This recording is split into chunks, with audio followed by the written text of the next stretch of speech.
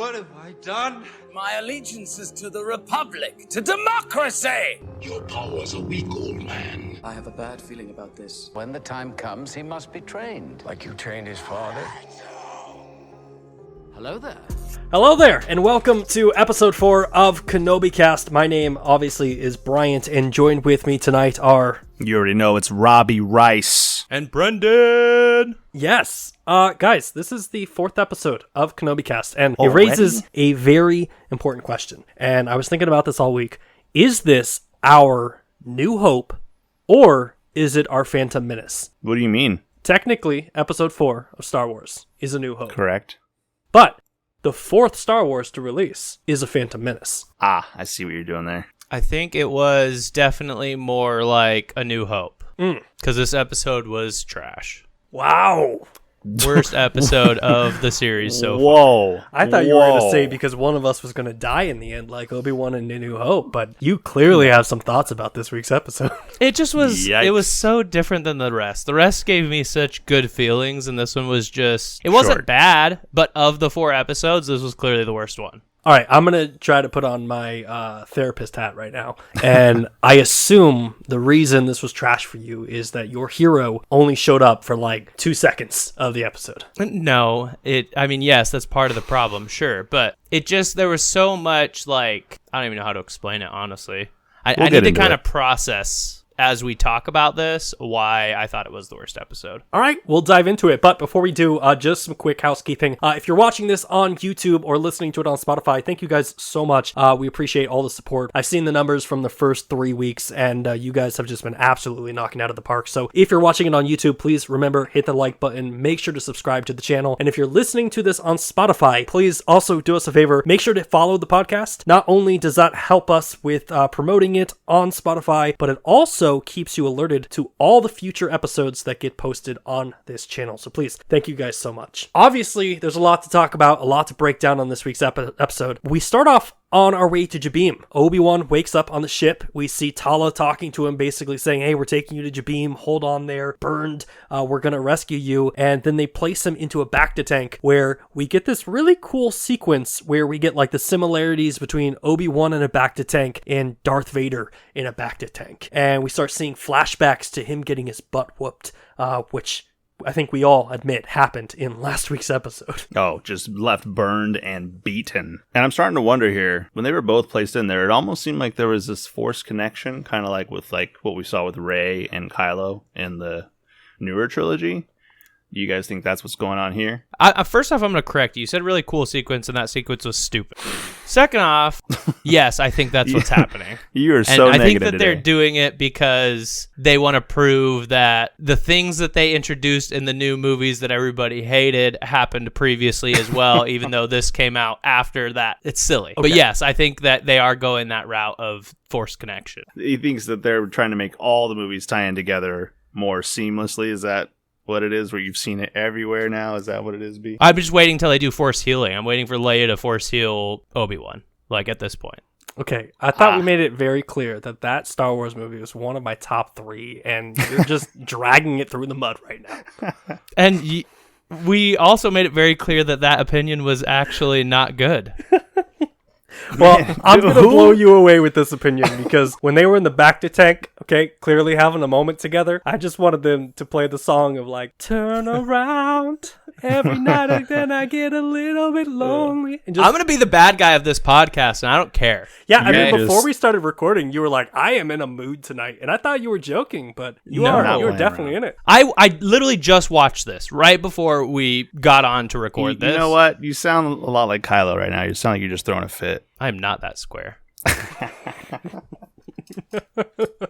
All right, let's proceed. Obi-Wan is in the Bacta tank, and he tries to escape and asks the question that I think all of us were wondering when he was going to get to is, where is Leia? We immediately get transported to the Fortress Inquisitress, where we see Leia being interrogated by Reva, and she's not playing games at all. She accuses Leia of being a Jedi sympathizer, and Leia said, well, Obi-Wan's going to come and rescue me, and Reva drops the bomb and says, Obi-Wan is dead, and all hope is lost. No one is coming for you. So one thing I want to point out is, I think it was in the second episode, we had talked about how this impacts the original trilogy with how Leia knows Ben or Obi-Wan, and we had always said that he had always introduced or said his name was Ben. He never said Obi-Wan.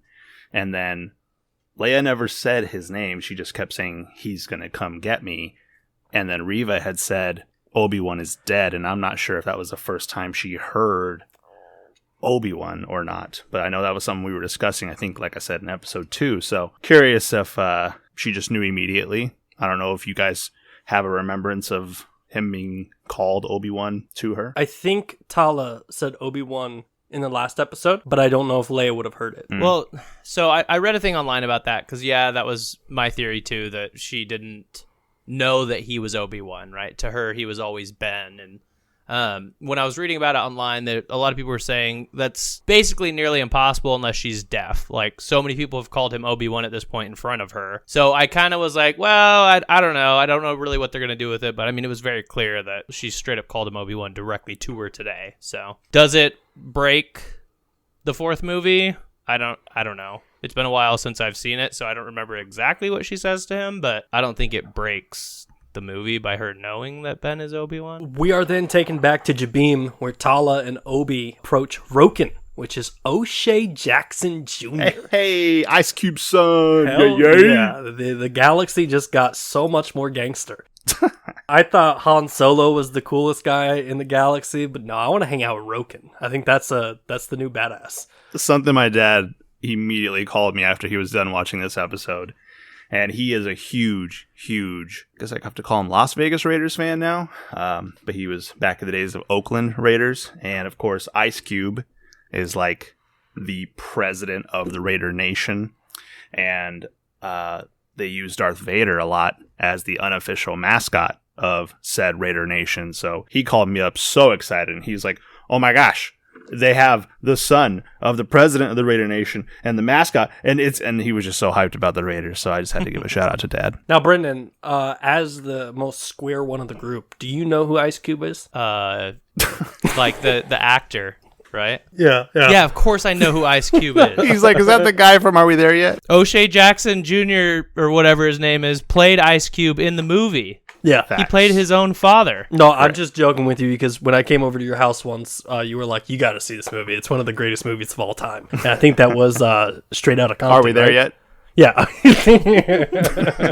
So Roken is clearly upset that she brought Obi-Wan to the planet, and he's like, Obi-Wan's a risk to everyone. Get him on the first flight off this planet. Obi-Wan starts to plead with Roken, and he's like, please, someone close to me has been taken. And really interesting, for the first time, Roken actually calls Obi-Wan General, which I thought was a really cool throwback to the Clone Wars, when Obi-Wan was the general of the clones. So clearly Roken either served during the Clone Wars, or he still holds that same regards to Obi-Wan. And then Obi-Wan drops a line basically saying, I can't lose Leia, you have no idea what the Empire is capable of. Roken then explains that his wife was Force sensitive, or a Jedi, we don't know, but it's one of the two, and the Inquisitors found her, so he's clearly aware of what the Inquisitors and the Empire can do. But then Roken finally agrees and gives in and says, but I will help you. And we get this really cool planning room moment where we see the Fortress Inquisitress, and we find out that it's in the water moon of Nur, which is in the Mustafar system. And there's a line that's dropped here, which I thought was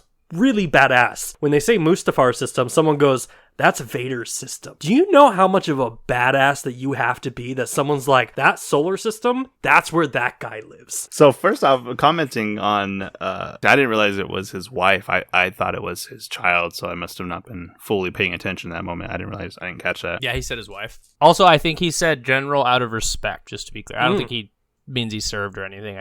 Obi-Wan was respected, like, throughout the galaxy as General Kenobi. So I think it was a sign of respect, which is also why he broke so easily with him asking for help. Interesting. Or did Obi-Wan use the Force on him? Ooh, that's another plot hole that we didn't talk about. Maybe he just used he's like, I really do need help, and you're going to help me. And Roken's like, I'm gonna help you. Did he wave his hand? I didn't see. So then we get like this really cool heist moment in the show where the group basically comes up with the plan, and there's a line that they say that I didn't pick up on until the end, but then they're like, well, we'll just use these speeders, and you don't get to see what the ships are at that moment, but then they're like, we use those for hauling trash, and we'll get to that later on in the episode, but that's a key thing to remember here. And essentially they're like, we can't get to the Fortress Inquisitress. And Tala says, we'll use my officer clearance and we'll sneak Obi-Wan into the fortress. From there, we go into Tala's ship and we see Obi-Wan who's struggling to use the Force. I don't know what he's trying to drag across the floor, but he's clearly having a hard time with it. And Tala tells him that his body is not the only thing that needs healing. The past is a hard thing to forget and you need time. Obi-Wan basically then drops a line and says, some things can't be forgotten, which I think is a killer throwback to just like everything that this guy has seen over the course of the prequels. Very true, and I do feel like, you know, it was interesting, like you said, it almost seemed like a heister or the hero going on a suicide mission, and just showing the importance of what Leia means to not only Obi-Wan, but to everybody, and how much people are willing to risk just to get her back. I kind of expected Obi-Wan to tell the secret of who she actually was, like to convince them. Like I literally half expected that to come out of his mouth, and I was like, don't do it. The secret that she's Vader's kid, or the secret that she's a princess? Well, I think everybody knows who she is, like within the universe. She's Leia Organa, right, princess.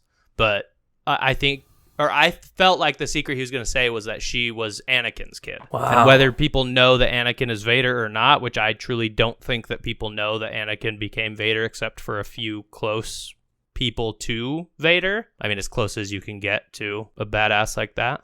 Sounds like you're crushing on him a little bit, B. Oh, absolutely. This is kind of something that I was thinking about a little bit into the show, because we go back to like the Fortress Inquisitress, and Leia is like still being interrogated by Reva, and she wants answers about the path. She's like, we discovered it, we want to know where the path leads, and she's kind of going hard on Leia. And to what you're saying, B, is like, this is Vader's kid, right? And I'm like, if Vader only knew what this lady was about to do to his kid, this show would just be completely different. That's very true. I mean, yeah. Again, it's one of those things I think I commented on where sometimes you forget. I mean, it seems silly, but sometimes you forget, like, Luke and Leia are Anakin's kids and Padme's kids. But, yeah, that's a good point. So Leia then asks Reva, how did Obi-Wan die? And Reva basically lies to her again and says that he was burned to death, and the people that she's looking for left him there to die, almost to try to get sympathy out of Leia. And she says, Leia, you can go home if you give me the information that you're looking for. And Leia basically says, I don't know anything about the path. From there, Tala lands her ship on the landing dock, and we see so many freaking stormtroopers and purge troopers. Like, I'm genuinely wondering how Tala is going to sneak Obi-Wan onto the ship, and then she walks to the security checkpoint and a guard stops her, demanding to see her clearance. He tells her, like, this isn't your sector, and she strong arms the guard in a conversation and basically says, like, I'm your commanding officer. Perhaps we should inform the Grand Inquisitor about your insolence. And I was really expecting in this moment for this guard to be like, the Grand Inquisitor's dead. Because obviously Tala's not aware of that, but I would have thought that would have been kind of like a really oh shit moment if that would have happened in this show. Do you think that the people serving the Empire are aware that the Grand Inquisitor is dead, or do you think that's something that just Vader and the Inquisitors know? It might honestly be a nod to the fact that he's not dead, because, I mean, we all know that he kind of comes back in the Rebels series, of the Clone Wars Rebels series, which takes place after this, so maybe possible that they know he's not dead, and that's kind of a nod to him not being dead, and that's why he didn't say that. I don't think he's dead. It's something that I've wondered with lightsabers, is like, isn't that the way you'd want to lose a limb or get stabbed? Because wouldn't that just like cauterize the skin like perfectly? So it's like, yes, you lost an arm, but you're not bleeding to death She or anything. like stabbed him in his gallbladder. And he's like, oh, I had a kidney stone in there. Thank you. So B, you were saying you don't think he's dead. No, I absolutely don't think he's dead. Nobody dies in Star Wars. True. Nobody comes back. Somehow Palpatine returned. Darth Maul got cut in half, came back. Like I said, the Clone Wars Rebels series, animated series, is considered canon, and Grand Inquisitor isn't there, so he's clearly not dead. The scene in where he quote-unquote died was so quick, and they panned away so fast and moved on, that I think they did that on purpose, and I don't think he's dead. Interesting. So Tala basically convinces the guard to let her pass, and she logs into the security system, and we see Obi-Wan, who I assumed was on the ship, but apparently she dropped him off a couple miles out, and he was swimming underneath the base, and she opens up a moon pool, which Obi-Wan swims up into, and he enters the fortress and begins to sneak through the base. I thought that Obi-Wan should have taken the stormtrooper outfit to like disguise himself, because like you said, how the hell are you gonna get him out of there? Like, he took out that one stormtrooper, and I was like, put it on, and he didn't. Yeah, I guess that would have happened, right? Like, it could have just, it would be the smart thing to do in that situation, and right? he didn't use his lightsaber again. I get it, he's trying to be sneaky, but just cut the dude in half. Well, we're going to get to a point in this where we need to talk about that, because apparently Stormtrooper armor isn't what it used to be. And we'll talk about that in a little bit. From there, we jump into the interrogation room again, and basically Reva is using her Force mind tricks to read Leia's mind. And at this moment, I thought of you, Robbie, because we were talking about how we think that at some point in the show, Leia is going to discover that she's a Jedi, or the audience is going to discover, like, oh, she's a Jedi. We already know she's a Jedi, but like, we're going to see the moment that it happens. Leia is like, what is this, some type of staring contest? And Reva gives up, which is kind of cool, because you would think like Reva would be able to read this young kid's mind, but clearly Leia was using the Force to kind of combat. And Leia then uses Lola to try to rescue herself, and Reva Force grabs it and basically stops her. And, you know, just a really intense scene in this situation. We've seen Lola get jacked up more this season than we've seen her like actually functioning correctly. Like, she just keeps getting just like beat to hell and then repaired again. Poor Lola. Before our Star Wars fans get all mad at us, Leia is not a Jedi, but she is a Force user. Just to be clear. She was training Rey to become a Jedi. She's a Force user. I It's guess, a different yes, thing. she sacrifices her lightsaber to Luke at the end during training and says, I saw what happens to my son and I don't want to become a Jedi. So I guess, yes, technically, you're correct. At least as of right now, 0% Jedi.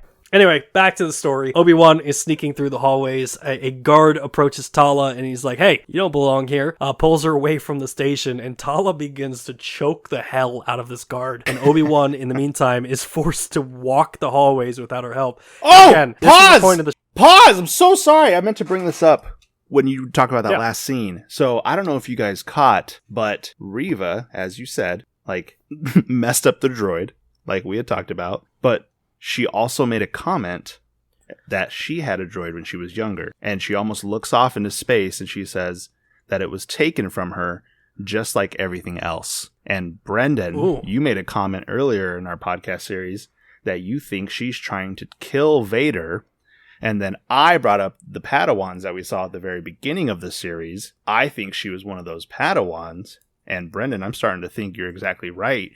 I think she was almost forced into becoming an Inquisitor, but she also is trying to get revenge on everything that was taken from her, which is a very like Sith thing to want and do. But I think you're exactly right. You get trained and then you kill your master. That's what the Sith are. I mean, it just, I feel like that's what's going to end up being the case, because the way she was just staring off and saying how everything was taken from her, I think she was probably training to be a Jedi and was one of the younglings. Can you really trust anything she says, though? Maybe like she's just saying this to like kind of get Leia to relate to her? No, because she wasn't looking at Leia when she said it. She was straight up looking at Lola the droid, and then she looked away from the droid and just almost was like staring at the ground when she said everything else was taken for like everything else. So I think it was her reflecting. No, that's a good point. And wanting to get closer to Vader and then kill him, and because she wants this revenge. And again, like I said, revenge is the path of the Sith. So yeah, just to be clear, I don't think that she's like a secret good guy. I still think that she's definitely a bad guy. I just think she also wants to get revenge on the Sith for taking her life. She has her away, own basically. agenda, yeah. But if you look at the history of Star Wars, when the bad guys turn good, it's usually at the last moment. So we might see a moment where Reva is like, wait, what am I doing here? And takes a sacrificial bunt in order to save Obi-Wan or something on that end. Maybe. No, I think she would kill Obi-Wan in a heartbeat.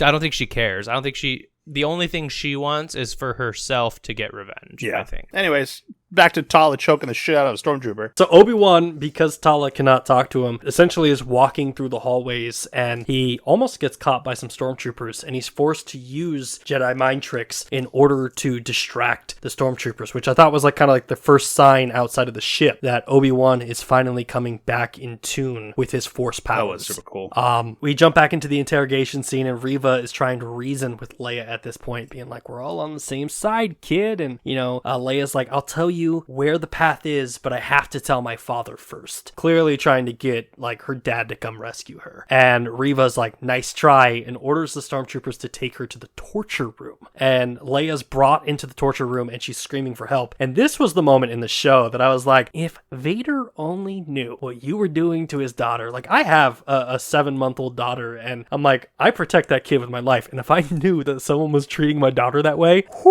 we'd have some major issues. Yeah, that was interesting because we've talked about her character and how witty and clever she is. And when she was like, yeah, okay, I'll tell you, just, I'll tell my dad first. And she like looks at Reva, was like, since we're all on the same side, like you said, like, it was just like a snide remark. And I was like, dang. And then when she put her like in the harness and she cried for help, you could hear, or Ben almost like heard her through the Force. So I don't know if that was her using the Force to cry for help as well, aside from just screaming. Because I thought that was interesting too. Oh, I just thought he was close enough to hear her screaming. No, it had some echo to it, which made me think it was the Force as well. I agree, because she didn't hear it consistently. It was just that one time. Up next, we get this really awesome yet disturbing scene. Like, Obi-Wan finds the secure sector, and he enters into this room where either these Jedi have just been completely frozen in time. I don't think it's definitely not carbonite. It kind of looks like amber, but he basically walks up, and we see all of these Jedi frozen in time in these like tombs as trophies for who the Inquisitors have caught. The first one we see is a Jedi by the name of Tala Kenobi, who is from the Clone Wars, and honestly, I was very surprised they put this character in this show because Tara was one of the worst highlights of the Clone Wars. He's like this super old Jedi that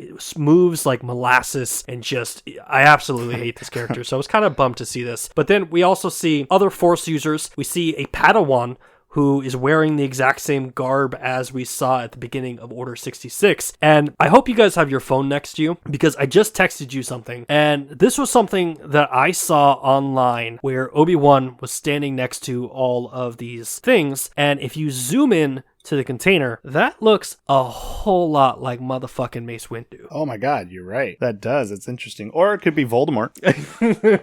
One of the two. Harry Potter! To me, I took it as like Vader's like Jello trophy room. Especially since it was one of those Padawans that had the helmet, like the training helmet on. Well, I also had a moment when I was watching this that I was like, oh my god, how are they going to escape out of this? And I was like, oh, one way, like, what if Obi-Wan unthawed all these Jedi? And, like, that's how he had to make an escape. But then I was like, that would be way too much for Disney to pull off. Way too cool. I think they're all dead. Okay. I don't think that there's any unthawing. He very clearly says that it's what does he call it? A tomb. A tomb. Yeah, that's true. Right. Whatever they're using, like, they freeze people alive using carbonite, or is that what it's called? Carbonite? Mm-hmm. But they were not in carbonite. Like, they were in something else. I think they were in something that just preserves their body. I'll say he looked disgusted, like shocked. Like, he wasn't like trying to frantically help or save them. He looked like he was concerned, like, oh my gosh, this is horrible. See, for me, the orangeness kind of reminded me of Austin Powers, where he got frozen. Yeah, baby! But anyway, awesome scene. I thought it kind of really brought home like what the Inquisitors are all about and really what the Jedi are facing at this time period of Star Wars. But also great throw into the Clone Wars, like getting to see, the Star Wars cinematic universe, if you will, where they're tying everything together. Now, Leia is obviously in the torture chamber. It's about to go down. We see these kind of probes coming towards her body, and an Imperial guard comes in and basically is like, hey, they said it's urgent and that it cannot wait. And so Reva is taken away, and this is where we get our first meeting between Reva and Tala. And Tala tells Reva that, hey, we found the path. The path leads to Florum. And Reva's like, wow, this is kind of conspicuous. We're about to kill Leia and Obi-Wan. We're looking for him. And here comes this guard with information. And Reva accuses Tala of being a liar. Quick jump back into the torture room. And we see Obi-Wan. The lights go out. and Leia's there screaming for help. Obi-Wan pulls out his blue lightsaber, smashes a stormtrooper 3 times in order to knock the stormtrooper down, goes pitch black. The other stormtrooper's like, oh my god, what the hell's happening? And then Obi-Wan again hits it 3 times and basically takes it out. This is the part where I'm like, stormtrooper armor has clearly changed since the Clone Wars. Yeah, that was interesting. I thought it was silly too. After he took out the first stormtrooper, like the stormtrooper was like looking around, like not looking in the direction where it just happened. Like he was like looking around the opposite direction, like, oh, what is happening? And it's just it's another one of those like things with the chase scenes where I'm like, I feel like it's just laziness. Like, come on, like. Yeah, but I think it was just for cinematic effect. Like it was for them, it was pitch black in the room. Like if you're pitch black, you don't really know where you're looking, right? I mean, you can hear same with the 3 slashes per. You hear a giant blue lightsaber 7 feet from you. Yeah, but then when that goes out, then it's pitch black again, and do you even know where you're looking, especially with wearing that helmet? It's a lightsaber. It's not a blast coming from some direction. Somebody's holding that lightsaber. Yeah, but then he turned it off. Yeah. What do you think? He just morphed around?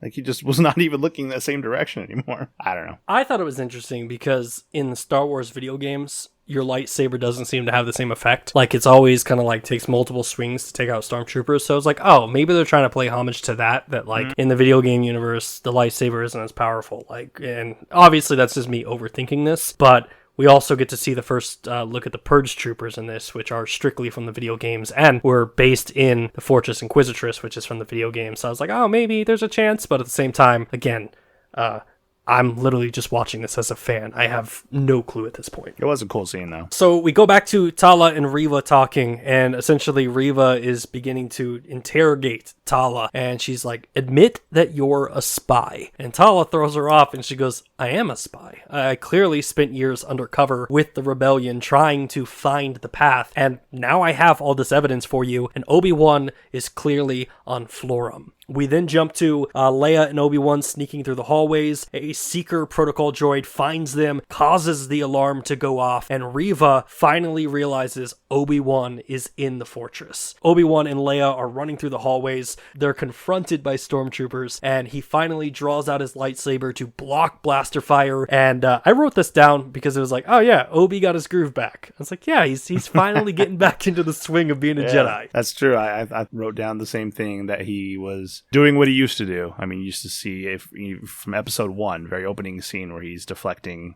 laser shots, like or blaster shots, like he was doing that again, and it almost seemed like he was getting more comfortable with it as the fight scene went on. Like he almost was like it was coming back to him, so it was cool. So Obi-Wan then basically in the hallway, the blaster hits the glass and the water starts to leak into the hallway. Obi-Wan then blocks a blaster shot and it hits the control panel for the door, and the door shuts on the stormtroopers. Leia's like, Obi-Wan, the glass is about to break, and he uses the Force to stop the glass from breaking, which was kind of a cool scene. Like he was like holding it there, and then Tala shows up. He tells Leia to go to Tala, and he's literally just stopping the water from coming in the hallway, and then the doors finally open, allowing the stormtroopers to shoot at Obi-Wan, and Obi-Wan somehow pushes the water with the Force and causes the stormtroopers just to die because the water just completely made them drown. It was an interesting scene, especially since we haven't really seen anything like that before, with, you know, him holding essentially the glass together, and then I'm not sure what he did with like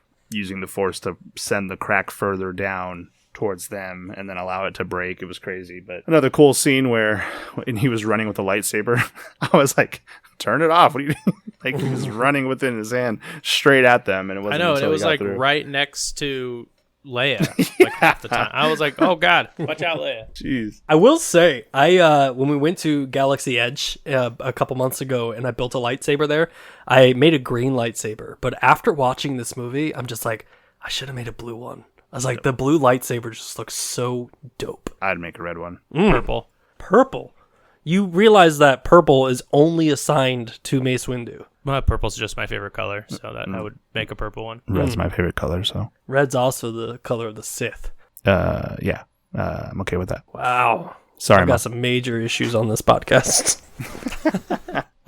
Real quick before we move to the next scene, amazing how much change Obi-Wan went through from he couldn't move his little transponder on the ship 30 minutes ago, and now suddenly he can hold millions of gallons of water back. Yeah, Obi got his groove back. We went over this. Yeah, he got it back pretty quickly. I think that's going to be the title of this week's podcast. Obi got his groove back. Actually, I do want to make one point. The one thing I looked at this, I was like, wow, stormtroopers' helmets aren't water. Like, I always thought they maybe like would have had a seal around the neck for like breathing in oxygen, because clearly they're going to planets where there's no oxygen. So like I was like, okay, their helmets are sealed so they can breathe in environments where there's no oxygen. But then like when they got put underwater and they drowned, I'm like, huh, okay, there's no seal under there. Yeah, I'll be real honest. I've never fully understood what the helmet was for, as far as stormtroopers go, because I never felt like they were sealed. I mean, they so easily took them on and off in the original trilogy without any like noise or anything like that, with it like unhitching like Darth Vader's does. Can you make that sound one more time? That's really good. That's exactly what it sounds like. Right? Yeah, that was pretty good. But yeah, no, I've always been like, I feel like they're just getting, maybe it's supposed to be protective. Like, obviously it has great protection against lightsabers, we found out. I think it's just to keep all of their identities a secret. Like, they steal kids. Wow. And somehow this is coming from the guy who was like, Vader snapped a kid's neck and I'm hard, but kidnapping kids, that's where you draw the line. Whoa. Get out of me. Whoa. You're putting words in my mouth now. Now, we talked about earlier, we're kind of like eye roll moments. We're coming up to one that happened for me that I was like, oh my God, Star Wars. It was just super lazy writing. The alarms are going off on the base, and Tala and Obi-Wan are sneaking, and Obi-Wan's in this disguise where he's just got like an oversized like coat, and Leia is underneath it, and they're just like walking past all these stormtroopers and purge troopers and everything like that, and like nobody's like, huh, that guy's put on some pounds. Like nobody's noticing it. And like even past two Inquisitors. Yeah, like even the callback to the security gate, like they had a tiny little like TSA security gate for this giant open room, as if all traffic was going through that one little gate. And it was just ridiculous, them walking out. Like I was just like, even with it showing like Leia like opening up and then closing it, I was just like, what is happening? Like it's almost like back in those old cartoon days where kids like get on top of each other with like a hat. Like the little rascals. Yeah, exactly. It was bad. Now, silliness aside, we come to the big payoff, because Reva comes out, she finds the two of them, and she's like, the traitor! Wait. And we see... How did she find them? I don't know. They were so hidden. Oh. I totally did not see that joke coming, but that was a fantastic joke. And we see Reva standing there with her lightsaber drawn, and there's just a bunch of purge troopers next to her. And Reva was like, I hope betraying everything that you were was worth it. And Tala looks at her and was like, this was never me. And it looks like Tala and Obi-Wan are about to die, and the Resistance come in with the speeders from the planet of Hoth. Bam! Snow speeders. Exactly, which... There's multiple things. So the first one, these are the speeders they were talking about that were hauling trash. So the rebellion were basically using trash trucks to take down AT-ATs on the planet of Hoth. And the other thing was, I always assumed that speeders had to stay close to the ground because that's how we always saw them. But these speeders were like flying around. They were able to stop on a dime. And I was like, hover, man, you guys are using these for trash? Like, these are very effective. Yeah. Like, and even the one thing I didn't like about it was one of the greatest scenes in Star Wars history is when Luke uses a speeder to wrap up the legs of the AT-AT, and how he was having to bank like a certain way in a tight circle around it, and it's like you said, I'm seeing them hover and just stay in place, and I'm like, wait, what? And also, if these are what they use for hauling trash, why do they have blasters on them? Womp rats. Yeah. Protection. From the trash monster from the fourth movie.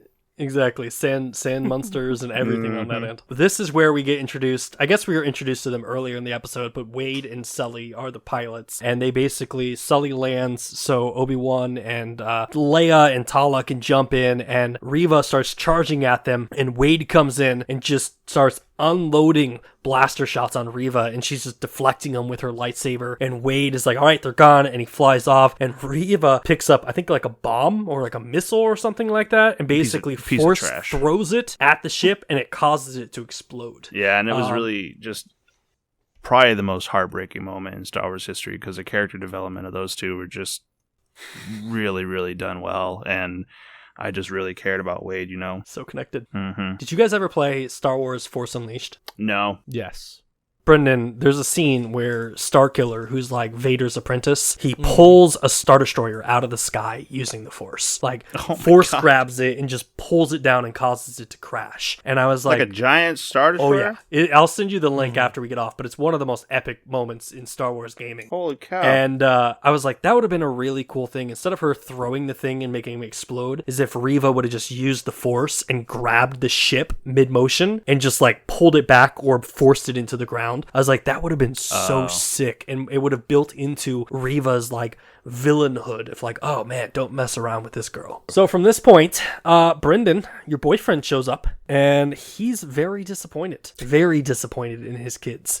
He storms into the room, force chokes the living hell out of Reva, and like pushes her 20 yards in the room, and he's like, I warned you of what failure would mean. And she's like, I let them go because I put a tracker on their ship. Soon the location of the network and Kenobi will be ours. And Vader lets her go, and he's like, I underestimated you. So immediately you start wondering, where's the tracker? Like, was she able to throw it on one of the speeders? Where is it? And we're taken to the ship where Ice Cube Jr., the greatest gangster in the galaxy. Wait, real question before we get to it. Did you know where the tracker was? No.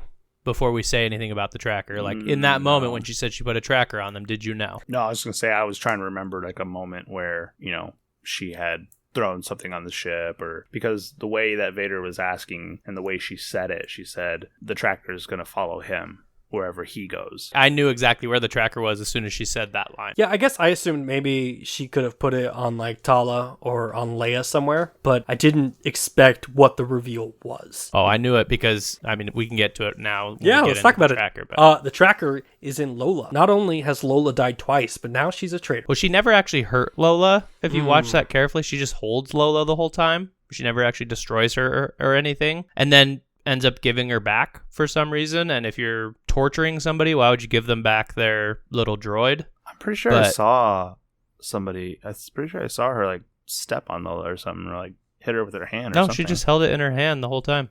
No. Just staring at it. No, that's not true, because I literally wrote a line in here that says, Lola keeps getting fucked. If it happened, I didn't see it, but maybe that's why I knew where the tracker was. But as soon as she said that line of the tracker will go wherever Obi-Wan goes, I knew that it was on Lola, because Lola's going to stay with Leia and Obi-Wan's not going to leave Leia. Also, when did she give Lola back to Leia? I don't remember that. I don't remember that either. I don't think they showed it. Okay. You just said it. scenes. You just said Lola she was gave on it the back ship. to her. Why would she give it back to her? Well, clearly she has Lola. Well, yeah, clearly she gave it back to her, but we didn't see that. So your theory of, I knew it happened, you didn't know. Don't lie. I did know. That's why I brought it up and asked. That was my guess, that it was Lola. It was your guess. You didn't know. Your reason I for didn't know, knowing. obviously, until they confirmed You it. said she never smashed it, which I saw her smash it or throw it against the wall or something. And Whatever, then she you picked thought it it up. was his daughter that got killed. Okay? What? Who was actually watching the What episode? daughter? Oh, yeah, that's fair. We kind of touched on it in the beginning, but closing thoughts. Brendan, I would love to hear your thoughts. You said that this was the worst episode of the series, which, now that I'm thinking about it, isn't really saying much, because the first 3 episodes of this were freaking fantastic. That's what I said. It wasn't a bad episode. It was just the worst of the 4. Yeah. I think that's fair. It's definitely not like, it doesn't beat episode 1, 2, or 3. Oh my god, we solved the mystery. It's the Phantom Menace of Obi-Wan. I'm still lost of where you're trying to connect that. To me, it makes sense, but to everybody else, like, they're like, what is he talking about? So, Phantom Menace, it's an okay movie. It's not terrible, but like, it's episode 4 because it's the 4th Star Wars movie. This episode was episode 4 of of Obi-Wan, and it's like, it's okay. It's not bad. It doesn't hurt anyone, but it's also not the best Star Wars. No one's got Phantom Menace in their top 3. Guys, just agree. The greatest scene from The Phantom Menace was Darth Maul and Yeah? Qui-Gon. Oh, I yeah. actually really enjoyed Qui-Gon. You're telling me you don't like the pod racing scene? That was cool too. Se balba. I played the pod racing video game this week for the first time in years. Oh, man. That pod racing game on N64 was fantastic. Let me tell you, it does not hold up. I can imagine. Closing thoughts. What'd you guys think? Closing thoughts on the episode. overall, good episode. I still felt like there were some things that were a little bit weird, like the whole Obi-Wan 100% definitely being known to Leia now. Like, there's zero question about it on if she knows who he is. The Force stuff was a little bit weird to me. Again, like I said, I think they're just trying to make people feel more okay about the things that happened in the final trilogy, right? Like, I'm not joking. I swear somebody's going to use Force healing in the next 2 episodes. And then also, I just felt like it was amazingly quick for Obi-Wan to go from not being able to move a tiny transponder with the Force, other than a couple inches, to holding millions of gallons of water back, and talking and blocking blaster fire. Like, it was just a little bit weird. Not a bad episode overall, but still my least favorite of the 4. I'm curious to see how this plays out, because I feel like we got 2 episodes left, and the heroes of this show are seemingly in a good place. At this point, it seems like they can just fly to Alderaan, and show's over. So I'm curious to see what issues are going to arise over the next episode, leading to some sort of final episode and final showdown between Obi-Wan and Darth Vader. I think there's going to be one more meeting between them two before it all ends, and I think that's when we're probably going to see the ghost of Qui-Gon. What's that planet with the path on? What's that one called? Jabeam. So they're just going to go straight back to Jabeam, and there's going to be all the Inquisitors and Vader are going to follow them to Jabeam, and there's going to be a big battle there. Why even run the risk, though? Right? Like, if you're in that situation and you have Leia because they and think you have they're a off ship, scot-free now. Yeah, but like, why would you even go back to Jabeam? You're in a ship. You're in the galaxy. Just go to Alderaan. That's what I'm Because saying. it's a Drop the TV girl show, off. Bryant. They have to. Yeah, but I'm just saying, like, if that happens, okay, these guys deserve the pain. That's what they're coming. doing. They're going to go back to Jabeam. I'm telling you. You think Lola's like a space Furby to them? I was thinking like a space Walkman. Like a space trader. Whoa. That, I think, about covers it for this week's episode. I appreciate you guys coming on the show to talk about Obi-Wan Episode 4 with me. Until next time, my name is Bryant, joined with, as always, Robbie Rice, may the Force be with you all. And Brendan, this was the worst of the 4. this was the Phantom Menace of the Obi-Wan TV show. Someone in the comment section will be like, I get it. I understand. And honestly, if nobody puts it, I'm going to create a fake account and I'm going to put it in the comment section just so I can feel justified. That's what I'm expecting. Anyway, until next time, thank you guys so much for listening and watching. Make sure to hit the subscribe button and the follow button, and we will hear you in the next episode. Thanks for watching. Kenobi! You gotta say cast, Bryant.